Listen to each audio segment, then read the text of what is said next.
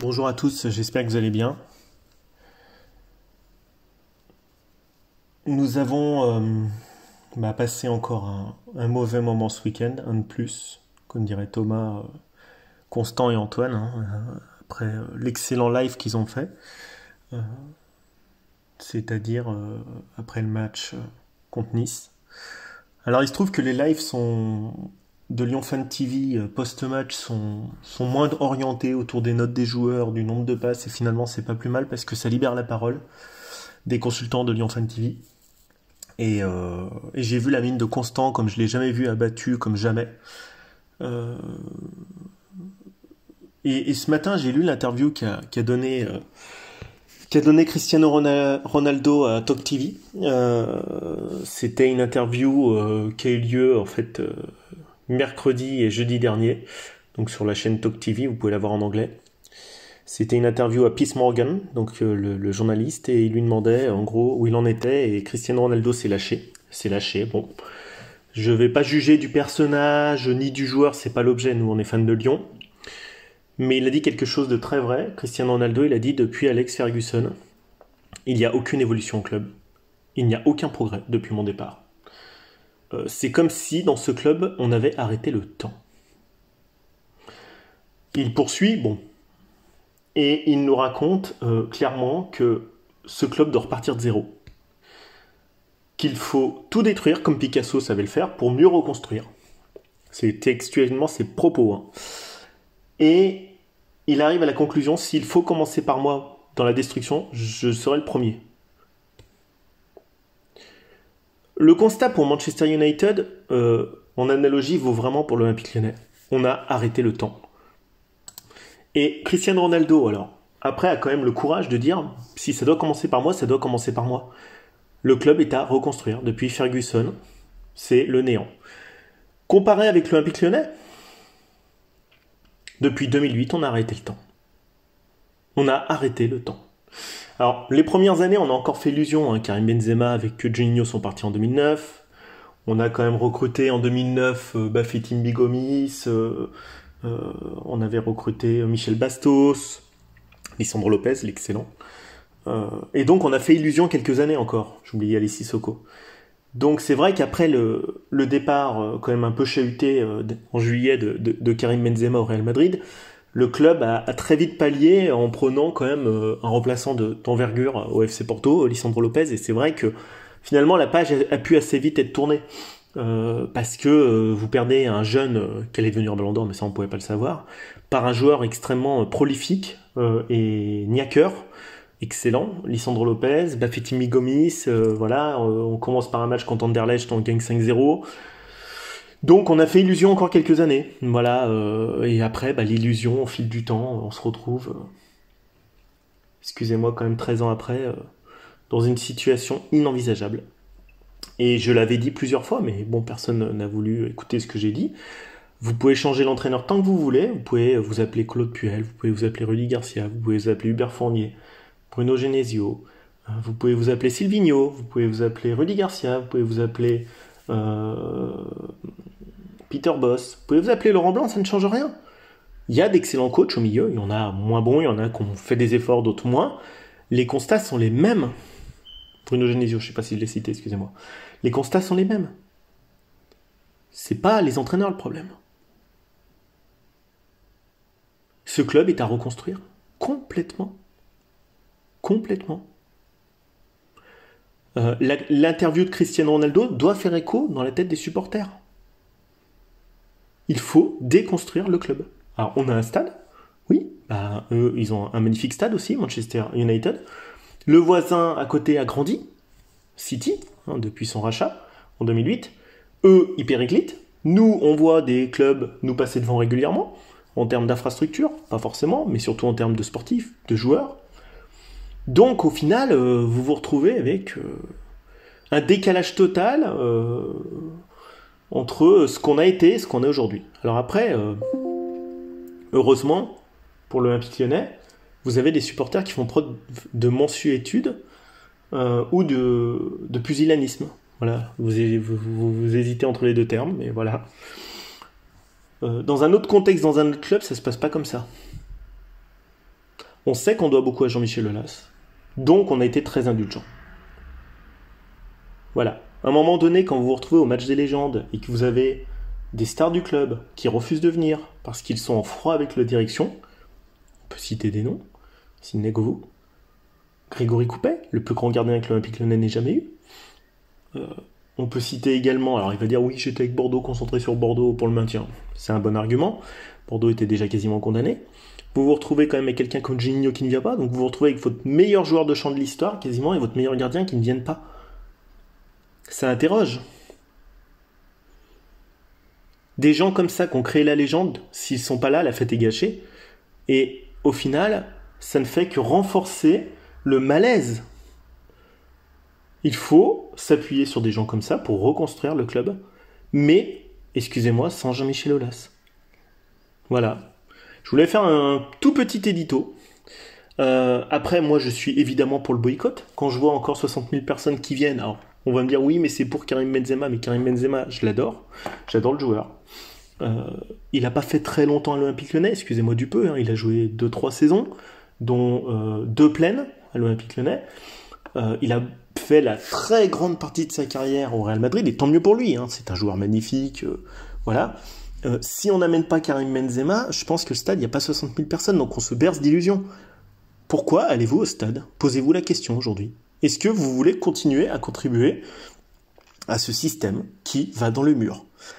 Si vous voulez une comparaison, on a fait 76 points sous Garcia. L'an dernier, on fait 61 points, je crois. Là, on est sur une base de 53 points. 1,4 points par match, Boz et Blanc confondus. Si ça tourne normal, contre Montpellier et Lille, on ne gagne pas. On gagne à la dernière minute contre Montpellier. Contre Lille, on doit perdre.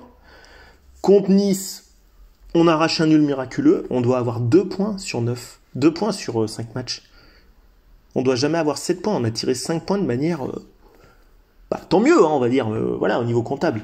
On doit vraiment avoir un nombre de points famélique. Donc Laurent Blanc ne peut pas vraiment changer la donne. Il n'a pas les cartes en main, il n'a pas le pouvoir en main. Donc le club glisse petit à petit. Et le nombre de points, écoutez, 23, on part sur une base de 23 points inférieur à ce qu'a fait Rudy Garcia. On est sur une base de points de 8 points inférieur à la saison dernière. On s'approche petit à petit de la zone de relégation. Donc il faut vraiment un grand coup de balai dans le club. Et ça commence par le pouvoir qu'on a, les supporters. Un boycott pur et simple de l'Olympique Lyonnais. Si vous continuez à aller au stade, vous renforcez Jean-Michel Aulas dans ses fonctions et tout son management qui est catastrophique. Juninho est parti, Coupet est parti. Ces 2 grands joueurs ont dit le malaise. Sidney Govou l'exprime régulièrement, le malaise. Si on n'écoute pas ces 3 anciens qui ont créé la légende, et excusez-moi quand même du peu, hein, qui ont cumulé 7 titres de champion de France chacun, si on n'écoute pas ces gens, si on ne voit pas le nombre de points aujourd'hui, si on ne voit pas les joueurs qu'on a, on n'a plus de Lisandro Lopez sur le terrain, ni de Karim Benzema, ni de Juninho, ni Abidal, ni Wiltord, on va de moins en moins les attirer. Et même si Guimarães et Paqueta, il y avait quand même des doutes sur certains matchs, ils ont quand même ramené 110 millions d'euros au club. Ils sont quand même en sélection du Brésil. On a de moins en moins de joueurs en sélection. On a de plus en plus de jeunes qui se prennent pour ce qu'ils ne sont pas. Le club est complètement à l'envers. Complètement à l'envers. Il faut un départ de la direction. Alors on va me dire, oui, mais Textor arrive. Peut-être, peut-être pas, on ne sait pas. Donc moi, personnellement, je ne vais plus au stade. Voilà. C'est un engagement volontaire et politique de ma part. C'est un engagement. Je m'y tiens, je ne contribue pas. Si vous avez demain un stade vide, vous avez une direction qui part plus vide, évidemment. À un moment donné, on ne peut pas faire venir Karim Benzema et puis après on va faire venir qui? Une autre légende du club, on va le fêter. Enfin, comme dit Thomas, on trouve toujours une illusion, un subterfuge marketing. Alors c'est l'arrivée de Tolisso, c'est l'arrivée de Lacazette, c'est le retour avec le Ballon d'Or de Benzema. On trouve tout un tas de maillages quelconques pour essayer de faire oublier les mauvais résultats. Voilà, bon, après chacun fait ce qu'il veut. Moi, personnellement, l'interview de Ronaldo, lisez-la, c'est quand même quelqu'un. On n'aime pas le personnage, c'est autre chose. Je vous le dis encore une fois. Lisez ce que disent des gens comme Cristiano Ronaldo sur United et comparez avec notre club. Tout est à refaire, c'est pas grave. On perd du temps. Aujourd'hui, clairement, on perd du temps. Et on le retrouvera pas, ce temps. Chaque journée qui passe, on perd du temps. Laurent Blanc, il est venu, c'est pas un sauveur. Demain, vous mettez Guardiola, il fait pas mieux. C'est pas un sauveur non plus. Voilà, vous n'allez pas changer ni les joueurs, ni leur mentalité, ni leur manque de conditions physiques, ni leur manque d'humilité, ni leur manque de travail. Tout ça, ils l'ont pas. Ils ne savent pas ce que c'est, la plupart de ces joueurs. Se faire mal, se saigner, avoir mal aux abdos après la séance d'entraînement, faire le sprint de plus qui va bien, mettre l'impact dans le duel qui va bien, avoir un coach nutritionnel, avoir une préparation mentale digne de ce nom quand on gagne 200 000 € par mois. Évidemment, chaque joueur doit avoir un coach mental. Il suffit de lire la méthode Christian Target, qui est excellent à ce sujet. On est dans le haut niveau et très très bien payé. Vous avez des sports beaucoup moins rémunérés, type judo, type canoë-kayak, type escrime. Ils ont tous des préparateurs mentaux et ils gagnent à 1-0, voire 2-0 de moins que des joueurs de l'Académie lyonnaise.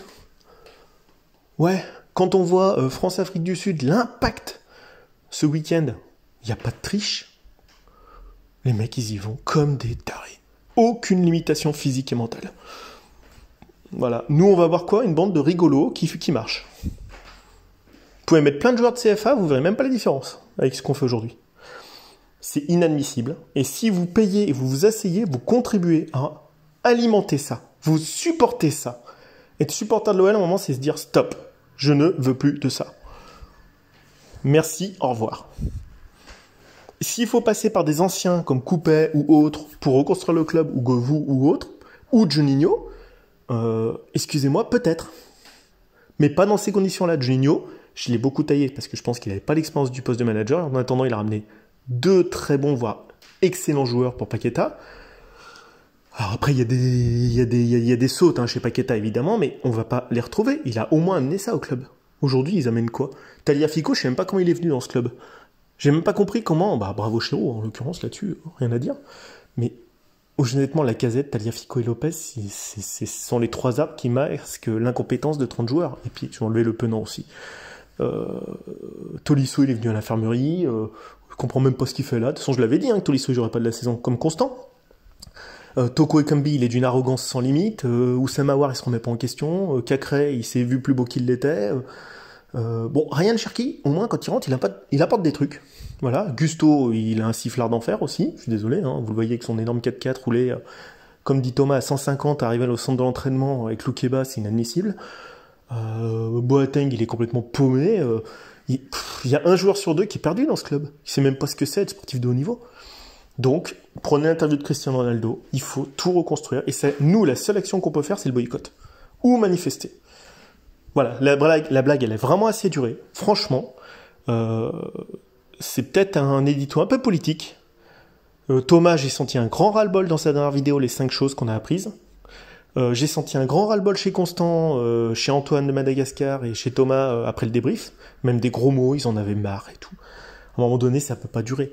Moi, je comprends pas comment 60 000 personnes sont allées au stade ce week-end. Alors, si vous voulez applaudir Karim Benzema, vous allez à l'aéroport à Bron, il était là avec son ballon d'or, vous allez applaudir. Mais vous dissociez l'Olympique Lyonnais de Karim Benzema. Moi, Karim Benzema, je suis hyper fan. Ça relève de l'art ce qu'il fait, c'est esthétique. Mais Karim Benzema, il a un parcours depuis très longtemps dehors de l'Olympique Lyonnais, depuis 13 ans. Donc moi, le ballon d'or qu'il a eu, c'est avec le Real Madrid.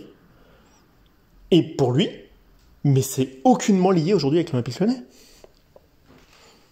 Donc on peut tous aller à Bron et l'applaudir, et ne pas contribuer à la singerie de Jean-Michel Aulas, de le faire venir, et de faire de la récupération de politique de Karim Benzema.